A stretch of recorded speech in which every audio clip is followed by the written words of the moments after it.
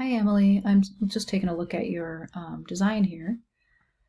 I couldn't see your fonts. Hopefully you have a good font pair, but you don't have them outlined, which is okay at this stage, but the only problem with it is that um, I can't view your fonts.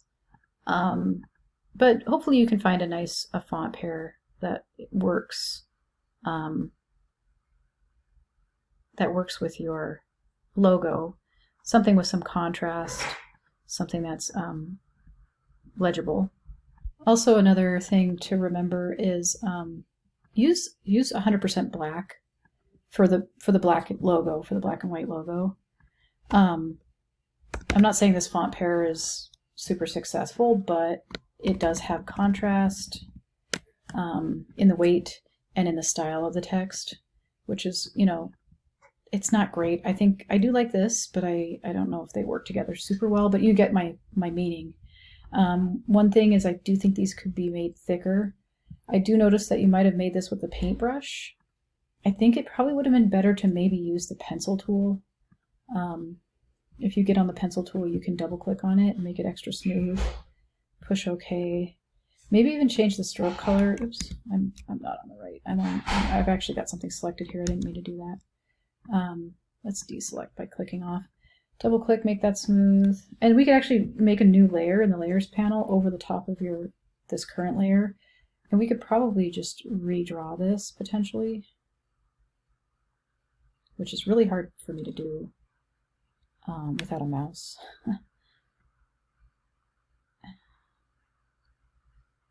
Hopefully you can get it better than I did.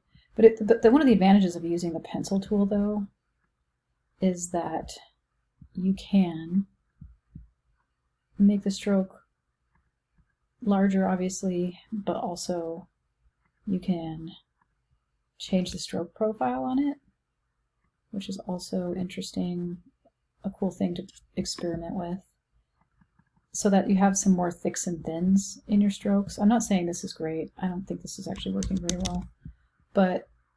And I'm not saying that even going with the pencil is worth it.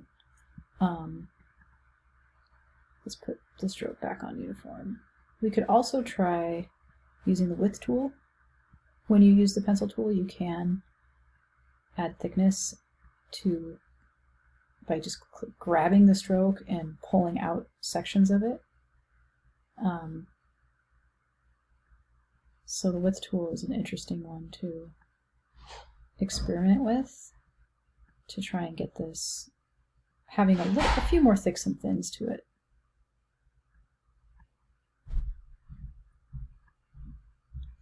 So yeah, maybe something more like that. So it might be worth it for you to redraw this with the pencil and then to use the width tool, which looks like a banana, and just go around and just try and, make some of these lines bigger. Sometimes you can end up getting too many of these little dots, but it's maybe something a little bit more like that. You can also use the white arrow tool to shift click on some of these anchor points. If you decide to, like, I want to get rid of this little curve, I can grab the handle of that anchor point and I can just straighten that out a little bit more. Sometimes there's extra anchor points that I don't want in there too, and there is a delete anchor point underneath the pen that you click and hold down, find that. Maybe I want to delete this anchor point because I don't feel like I need extra anchor points in my document. And maybe this could be tightened up a bit just to kind of make it less. So that's a little closer to what you had. I think what you have,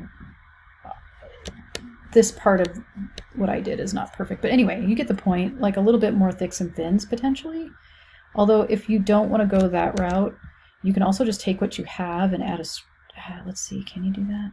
I guess you could add 0.5 to the stroke on these, just to make it a little thicker and see what that looks like.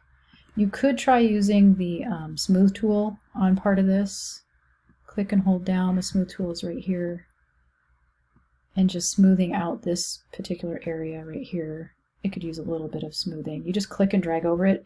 If you get on the smooth tool, sometimes it clicks off of the thing, so make sure you have it selected, whatever you're going to smooth out. It's under the shaper tool. the pencil tool is under the shaper tool as well. But if you click and hold down, you can find the smooth tool. And you do have to have your things selected that you're going to smooth out. That's pretty much one of the only areas that I'm noticing. You know, maybe this, I don't know if this is necessary, but there, you know, if you want to kind of make this more rounded, you could do that. I don't know if I really care for that, or if it's necessary, but so using that white arrow tool to move around your anchors is probably going to be a good idea. So once you get your logo looking the way you want it to, you just save that. I talked to. So yeah, you do your files, actually do a file save as, and then you want to name this, you know, put it in your documents, obviously in your logo project folder. I have a GDSN 231 logo project, and let's say M.A. Atkins logo. We want to rename it BW. This is a black and white version. Push OK. And then do your file export as. Oh, actually, before you do this, you definitely want to outline your fonts. So click on your text box with the black arrow, create outlines, so that these are outlined. And then file, save that Command S to save that to your file, and then file export as.